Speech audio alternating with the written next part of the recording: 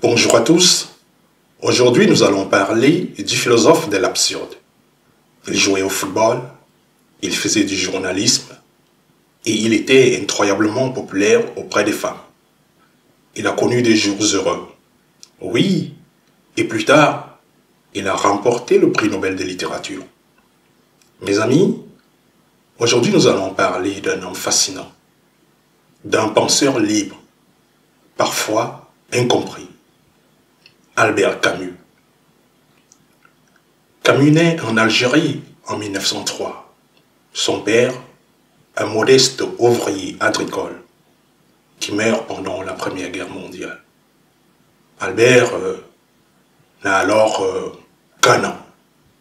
Il grandit dans la pauvreté, dans un quartier populaire d'Alger, mais grâce à une bourse, il a des professeurs qui croient en lui et il parvient à poursuivre ses études. Sa mère, presque sourde, presque muette, analphabète, travaille sans relâche comme femme de ménage pour élever ses deux enfants, c'est-à-dire ses deux fils. Après le lycée, Albert entre à l'université d'Alger pour étudier la philosophie. Mais ce n'est pas un intellectuel enfermé dans les livres. Non, Camus aime le sport, la vie, le soleil, la mer. Il joue comme gardien de but dans l'équipe universitaire, jusqu'au jour où tout s'arrête. On lui diagnostique une tuberculose, une maladie qui le poursuivra toute sa vie. À la fin de ses études, il écrit avec ses amis une pièce de théâtre, mais elle est censurée, trop subversive. Elle parle d'une révolution ouvrière. Alors Camus se tourne vers le journalisme. Et là encore, il dérange. Ses écrits critiquent ouvertement le gouvernement colonial algérien. Résultat, il est surveillé, harcelé. Fatigué de cette pression, Camus quitte Alger, direction Paris. Là, il se fait de grands amis, fonde une famille et surtout, il écrit des œuvres majeures. Le mythe de Sisyphe, L'étranger, L'homme révolté, Lettre à un ami allemand, des livres qui changeront à jamais la littérature et la philosophie du XXe siècle. Aujourd'hui encore, Albert Camus est un nom incontournable, un pilier de l'existentialisme et le père de la philosophie de l'absurde. Mais qu'est-ce que l'absurde? Et pourquoi Camus a-t-il été expulsé du Parti communiste? Et oui, est-il vrai qu'il a été l'amant de l'actrice espagnole Maria Casares? Alors, répondons d'abord à la dernière question. Oui, Camus fut bel et bien l'amant de Maria Casares. Un séducteur, un homme libre, un passionné, évidemment. Alors, revenons sur l'absurde. L'absurde pour Camus naît de la rencontre entre le besoin humain de sens et le silence du monde. L'homme cherche à comprendre pourquoi il est là. Mais l'univers, lui, ne répond pas. Cette distance entre notre soif de sens et l'indifférence du monde, Camus l'appelle l'absurde. Il nous rappelle aussi notre insignifiance cosmique. L'univers a près de 13 milliards 700 millions d'années. Et nous, humains, seulement 300 000 ans d'existence. À peine 0,002% de l'histoire du cosmos. Et notre galaxie, la Voie lactée, n'est qu'une parmi des milliards d'autres.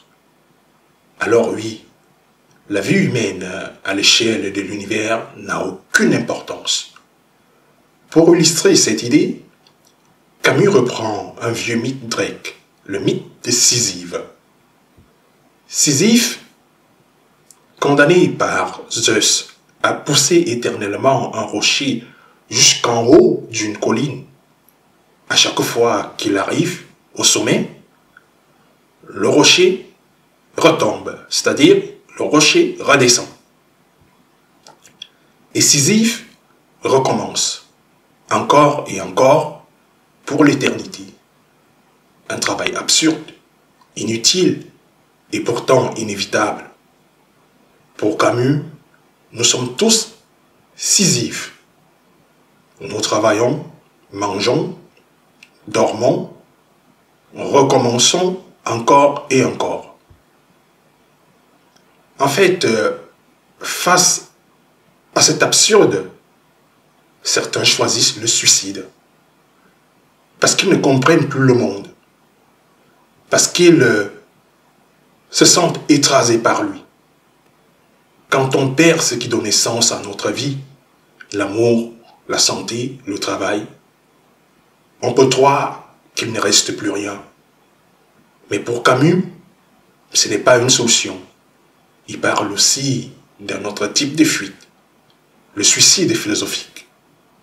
C'est la croyance en un autre monde, un au-delà, où tout aurait enfin un sens. Les religions, selon lui, sont une forme de suicide philosophique.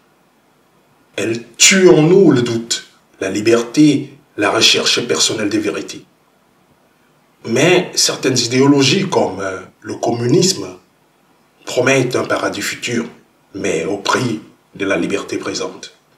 Camus dira, le communisme est une religion sans Dieu. Cette critique lui coûtera cher. Il sera exclu du Parti communiste français. Mais Camus ne croit ni au suicide, ni à l'illusion. Il propose une troisième voie, l'acceptation. L'effort lui-même pour atteindre les sommets suffit à remplir le cœur d'un homme. Il faut imaginer Sisyphe heureux. Voilà la réponse de Camus. Accepter que la vie n'a pas de sens, mais la vivre quand même avec passion, avec joie, avec révolte. Traiter de l'art, aimer, rire, penser librement. Tout cela en sachant que rien n'a d'importance. La joie devient alors une forme de résistance, un acte de liberté face à l'absurde. Et pour conclure, la philosophie de Camus n'est pas triste, elle est lumineuse, elle est éclairée, elle célèbre la vie, même quand elle n'a pas de sens. Elle nous apprend à être heureux sans attendre de justification, à vivre pleinement, ici et maintenant. Le monde n'est pas injuste, il est simplement indifférent. Mais c'est à nous d'y mettre des couleurs. Dans Lettre à un ami allemand, Camus écrit « Je continue à supposer que ce monde n'a pas de sens supérieur. Mais je sais qu'il existe en lui quelque chose qui en a un. L'homme face à son prochain, car cette rencontre donne un sens à tout. Alors, et vous, que pensez-vous de la philosophie de l'absurde? Est-ce une invitation au désespoir ou au contraire, un appel à la liberté? Merci pour votre attention. Très prochainement, nous aborderons d'autres thématiques philosophiques. Alors, si vous n'êtes pas encore abonné à cette chaîne, abonnez-vous, mettez un like, partagez les publications et activez les notifications pour ne pas rater mes prochaines publications. Bonne nuit et bonne chance. Demain sera un autre jour.